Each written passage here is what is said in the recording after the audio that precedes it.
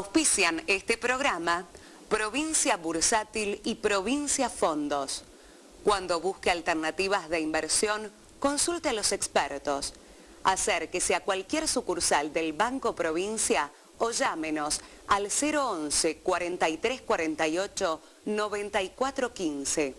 Provincia Bursátil y Provincia Fondos, dos empresas del Grupo Banco Provincia. Grupo Petersen, desde 1920, construyendo el país. Mercado de Valores de Buenos Aires. Merval. Trayectoria, solidez y transparencia al servicio del país. www.merval.sba.com.ar. Consulte con su agente o sociedad de bolsa. Fondos Cohen, una empresa del Grupo Cohen. Sus inversiones en manos de expertos. Contáctenos a través de www.cohen.com.ar. Piscinas Mota. Desde 1970, construyendo proyectos personalizados en todo el país. La forma más rápida, segura y económica de tener su pileta. Piscinas Mota, su mejor inversión en el tiempo. www.piscinasmota.com.ar.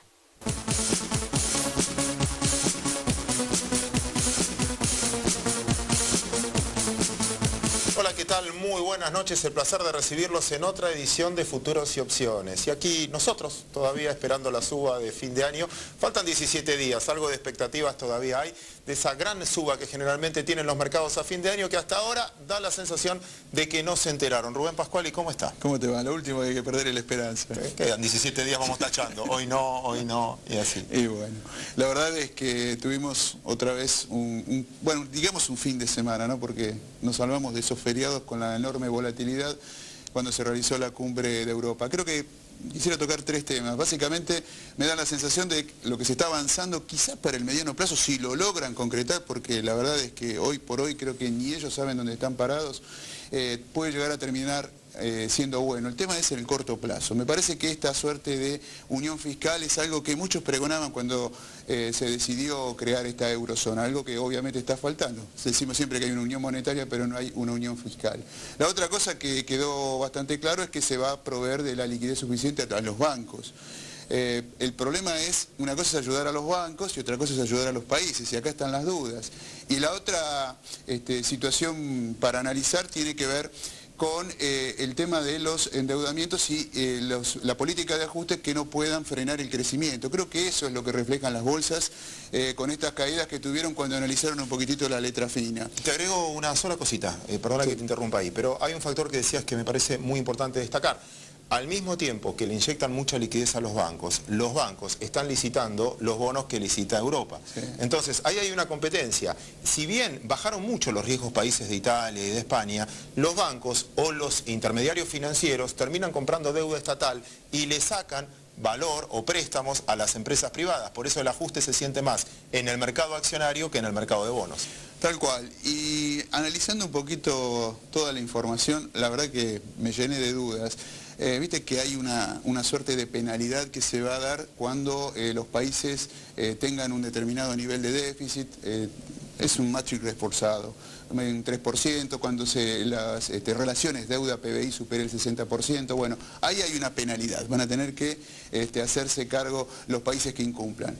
Ahora, yo me pregunto, si un país tiene muchos problemas, que por eso llegó a esa situación, imagínate el caso de Grecia, ¿cómo hace encima para bueno, me parece que esto es más que nada una amenaza para que se pongan en caja los políticos, que respeten a rajatabla los presupuestos, y habrá que ver, acá se va a hacer camino al andar.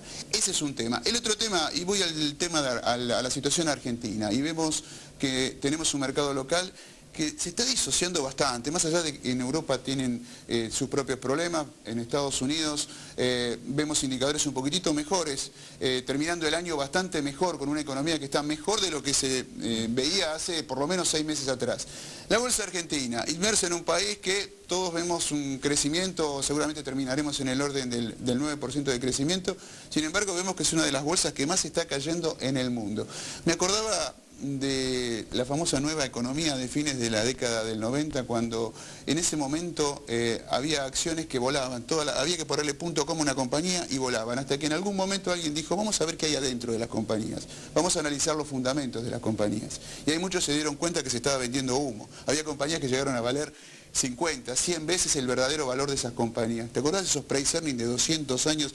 Y muchos analistas decían, no, las ganancias van a venir después. Hasta que, bueno, en algún momento siempre se confronta la realidad con... Todavía tengo acciones de Terra. Bueno, llevémoslo al momento actual. Ahora me parece que está sucediendo totalmente al revés, sobre todo en algunas empresas locales. Hablo de las empresas locales porque las que tenemos más a mano y las que conocemos más los fundamentos de la compañía. Ayer mismo lo comentábamos. Si uno desguazara algunas de las compañías que cotizan en nuestro mercado y vendiera por parte los activos que tienen esas compañías, seguramente se recaudaría mucho más de lo que vale toda esa empresa por sus precios de bolsa. Me parece que eso es otro de los temas para analizar.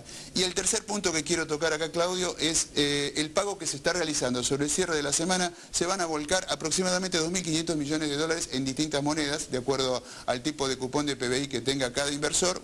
Es un pago realmente importante y vamos a ver si esto tiene impacto. Probablemente la gran mayoría de los que están reinvirtiendo, de los que reinvierten, vayan a bonos dolarizados, o algunos quizás reinviertan en los cupones atados al PBI. Por eso los bonos estaban ligeramente sostenidos en un contexto donde hoy por hoy nadie quiere mirar al mercado accionario.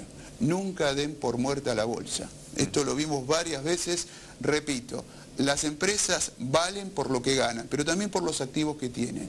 Y esto me parece que hay que tenerlo presente, me parece que son en los momentos de la euforia y en los momentos de la depresión donde hay que recordar estas cosas. Allí es donde se hacen las diferencias. Muy bien, Rubén, comparto bastante, así que no voy a agregar mucho a tu comentario, diste los 3 puntos más importantes, al menos más relevantes esta semana. Sí voy a ensayar una explicación tratando de entender algo, porque la mayoría de los que operamos en el mercado estamos como enojados con Europa y precisamente con Alemania por la falta de reacción, por qué no hacen lo mismo que Estados Unidos, etcétera. Pero lo cierto es que tienen una excusa, que me la daban el otro día y me parece bastante lógica analizar. Muchas veces nosotros, a usted le pasa lo mismo, nos equivocamos cuando queremos ponernos en el lugar del otro y decidir lo que nosotros haríamos en el lugar del otro. Y hay que respetar las culturas y las experiencias de cada uno.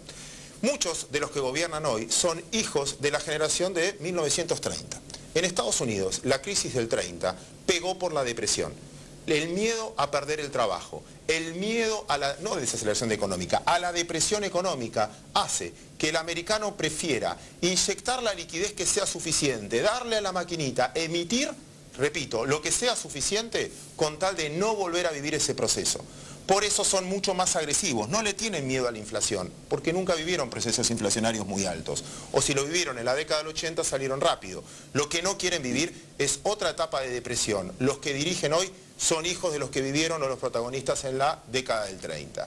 Esa misma década del 30, esa misma crisis, en Europa pegó distinto y sobre todo en Alemania, donde el gran problema que tuvieron fue la hiperinflación. Claro. Entonces, los alemanes no quieren saber nada con hiperinflación. Recuerden que llevó a un gobierno de Hitler, ¿no? Esa crisis fenomenal que tuvieron. No quieren vivirla más. Por lo tanto, se asustan a emitir dinero y a actuar como actúan los americanos, porque sí le tienen miedo a la inflación y no tanto a vivir con austeridad, porque, por forma de ser, son mucho más austeros los europeos y sobre todo los alemanes que los americanos. Por eso creo que es un choque de culturas y a veces desde este lado del mercado le pedimos cosas que ellos no están dispuestos a hacer y hay que entenderlo desde ese lado. Ensayé simplemente una excusa que la escuché en Paula Prano y me pareció muy interesante también tratarlo de traerlo a colación, por lo menos para perder ansiedad en el mercado. Ahora déjenme venderles el programa. Vamos a hablar con Andrés Cardenal, ya lo tuvimos de invitado de Day Trade, para tratar de ver las ventajas que podemos tener en este corto plazo, porque a pesar de lo que estamos diciendo, a pesar de estos editoriales, el mundo sigue. Y hay oportunidades, hay empresas que están cotizando, hay empresas que suben de precio. El mundo, repito, sigue caminando y no por eso uno tiene que negarse a estar siempre hablando de Grecia, Italia, España, etcétera, porque se puede estar perdiendo algún negocio interesante. Antes de hablar con Andrés Cardenal y trasladarle las preguntas también que tenemos nosotros y de televidentes, déjenme presentar La vida de un trader, video que le agradezco a Enrique Ruffinelli, nos los acercó y me parece muy interesante para demostrarles que aquella persona que todos los días, día a día, arriesga capital en pos de ganar algo de capital, a veces nos vemos como extremadamente especulador, pero también hay que entenderlo en sus formas. Los invito a ver el video.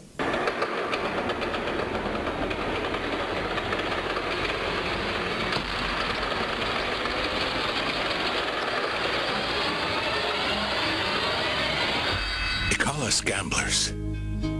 They say we depend on luck. They claim that no one can beat the market, and we're wasting our time. This isn't a real job. We should give up our hobby, they say. But if they only knew that we are the masters of risk, the essence of entrepreneurial spirit, the liquidity of the economy. We live by our wits, eating what we hunt, adapting to the ever-changing jungle landscape that is the market. We trade the currency you circulate when you shop. We trade the companies you work for each day. We trade the gold on the watch on your wrist.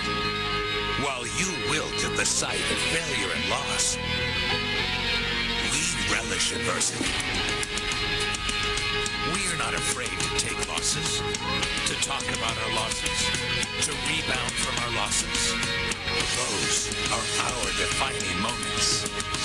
Discipline and self-awareness are our companions. We are what you've always wished you could be. And we're coming out of the shadows. We are traders.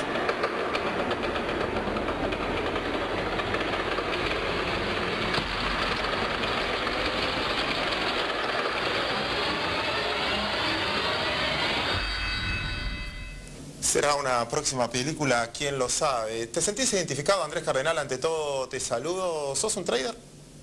Hola, muy buenas noches.